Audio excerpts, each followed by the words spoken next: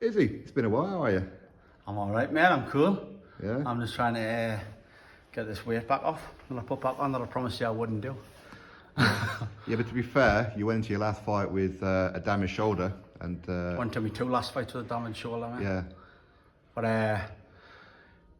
I just thought I'll have this time. That was in March, that, and I rested it for 2-3 months doing nothing. And I'm an all or nothing fighter. I was like, I've been down to see Kerry Case, and he said, like, you're the same as Ricky. You're an all or nothing fighter. If you've got nothing, if you've got no date, then you're not. Like, you know what I mean? That's so it's hard for me to. It's easy to say, oh well, I can run, I can do this, that, and the other. I can eat well. It's very hard for me. I need to try and think like that and adopt that way of thinking, but it's just in me. When I've got a date, when I know when I'm boxing, then I'm on it. But let me show I was coming out of my socket. I couldn't pick my t-shirt up, and I couldn't do that. So I mean, it's there. I couldn't snap jabs. I couldn't snap left hooks. So had a bit of time out and got a cortisone, got a joint lubricator. That was quite expensive. A couple of injections and been doing some physio on it, and it's nearly there now. We're about, I would say, 85-90% there to put the snap back into it.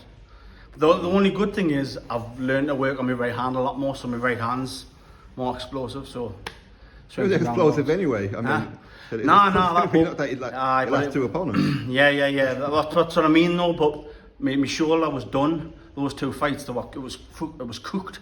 So I developed more turn. Nik Gittus developing more twist and snapping to my right hand, and so every cloud.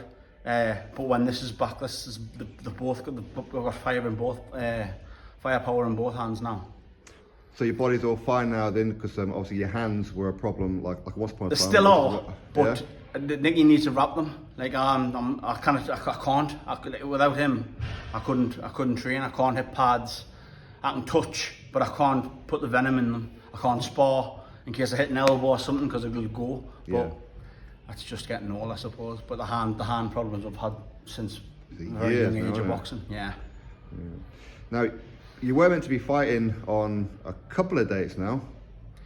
The date, we were given a preliminary date. It never got announced, though. It was supposed to be a Prevalum show, I believe. Don't know. I believe it was. At the arena the day before Stevie on Friday the 16th. I was told not to say anything. It doesn't matter now. I can say what I want now. Is not happening. But that was the date, and that was what I was looking forward to get out on. Did you have an opponent for that one? Nah, it didn't matter. It would have had to been a good, like a half decent opponent. I'm 11-0. I can't be just knocking bin man out every fight. But to be fair, you agreed to Solomon Dakers, though, didn't you? I said that's not a problem. That could have been it. But to be fair though, when the offer is it, I was still injured, and it was peanuts what I offered. So like, I didn't start boxing when I was younger for money. It wasn't about money. But now I feel like I'm in a position where, listen, I've done this all my life. Now I think I'm deserved to be rewarded financially for all the work and sacrifice that I've done, and all the parties that I didn't go to, and all the times I wasn't drinking and out with my friends and going on holidays. Do you know how I spent my 21st birthday? It was on a Saturday night, believe it or not. My 21st birthday landed on a Saturday night. So instead of going out on drinking with the lads, my friends, I was out running them in a bin bag, because I was boxing the next Saturday, the following Saturday, for the Northern Area title. So that's how so now I believe I'm entitled to get a little bit out of it now. I'm towards the end of my career. I've got maybe a couple of years left in us. I keep banging this fucking cruiserweight drum. I don't know if I'm ever going to get there, but I was on the right path before the injury, and I thought if I have a month out and I'm all right, I get back in and keep on coming down. But that didn't happen, because it didn't fix it, and I had to go for MRIs and all sorts. But it's there, nearly there now. Do you think that maybe your career was over for a while then? It sends you into it's hard to explain. Like when you've done something all your life, you can see why people go off the rails. You know, not that I'm elite, but your Hattons and the ones that the heads fall off, the footballers, and they hit the drink, and because they're chasing that buzz, or you've done it all your life, then and then it's just taken away from you. So it's severely depressing. So I thought, well, these MRIs aren't showing anything, and if I need an operation, I'm fucked, because that's going to take how long is that going to before I can start training, never mind boxing again. So I'm 35 now, just turned, but I've got a couple of years left of this. The lighter that you go down the weights, because your reflexes and the speed start to go first, but the last thing it goes your power. That's why you see heavyweights carrying on. Your Klitschko's went on in his 40s, isn't he? And the bigger the boys you are, you tend to have longevity in the sport, and it depends on how you live your life as well. But I thought it was over, but it's not. I'm back. I'll be back in the new year. I'll be back in the spring. I'm ready for something, an English title.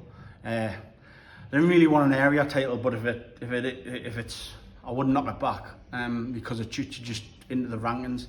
But to be fair, there's heavyweights in that top 15 that I can beat. I can look at them and I can beat. But at the end of the day, I'm not. That's where the money is. It is. But at the end of the day, I'm not a heavyweight really.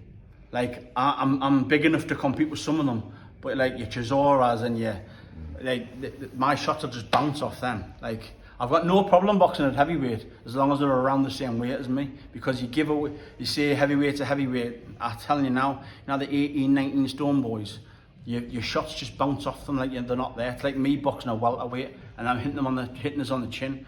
It's not going to tickle, but it's not going to put us over.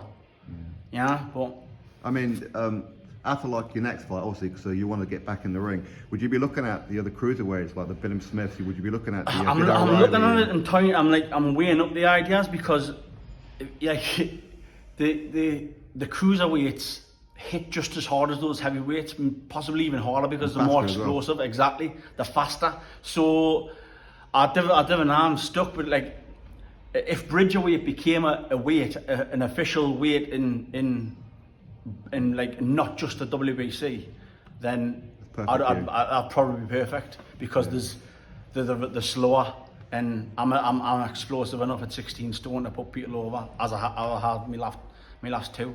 But but I'm toying with it, but I just need to get back down near 16 stone and have a look at it from there. Okie dokie. So the Iceman will be back soon, the Godfather of the North East boxing. I will, mate. And you let everyone know on your social media? Will do. I'll let you know as well first. Spot on. All right, Izzy, I appreciate your time. Cheers, mate.